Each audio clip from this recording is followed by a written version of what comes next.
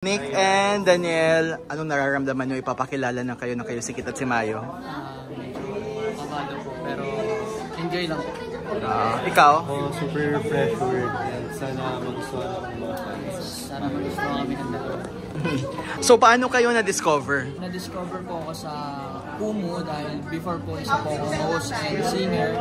Then may mga friends po ako doon na same sila ng management. Then ayun, in-offer nila ako sa management na yun. Then ayun, tuloy-tuloy na po. Then umuwi ako ng Pilipinas. Then ayun na po, sunod-sunod na po yung mga projects. Na-discover ako sa Instagram kasi I was doing a shoot with a photographer which is si Raymond Covina. Big tip sa kanya. Dahil sa kanya na-scout ako ng manager.